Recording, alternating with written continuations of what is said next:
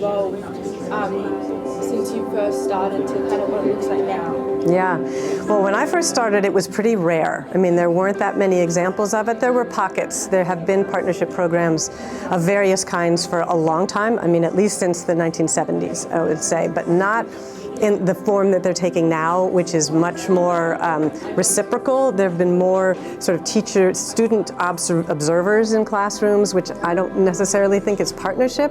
It's useful to have a student perspective, but it isn't explicitly about reciprocity and exchange and shared responsibility and some of those other things that colleagues and I have written about as partnership. So I think it's evolved from the idea that, well, maybe students have a useful perspective, which has informed all of this kind of work of inviting students in to observe and be in conversation, to more of a, not only do students have an important perspective, but without student perspectives, there can't be informed teaching and learning. I think that's one way it has evolved. I'd say it's also evolved to respond to the increasing calls for diversity, equity, and inclusion, words now that aren't even sufficient, to be talking about what many of us hope for in the world, but I think a lot of the partnership work has been linked to trying to realize those efforts in institutions of higher education.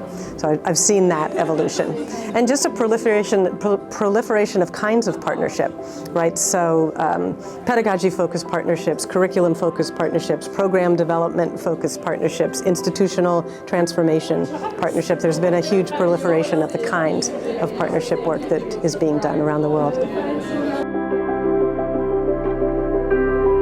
I think the potential always needs to be keyed to what the needs are. I wouldn't want to prescribe, okay, well, this is what we need to do next, because I think it depends on what happens with the world. I think it depends on what happens, with what matters to people in that context. And so, for instance, we saw at the intersection of the pandemic in 2020 and student-led strikes for racial justice at our institutions, we saw an intersection there of a focus on responding to people as whole beings and recognizing the existing inequities in our educational structures and also the new ones created by the pandemic. So that was an important focus, for that moment. And some of those insights have remained informing the partnership work, but there are going to be new things that happen in the world and in the institution that I would hope partnership would be situated to take on. So I think the future is the same as the present, which is be present to what's happening and how people can work together to address those problems rather than becoming re-entrenched in the old divides in between faculty, students, staff, administrators, like that.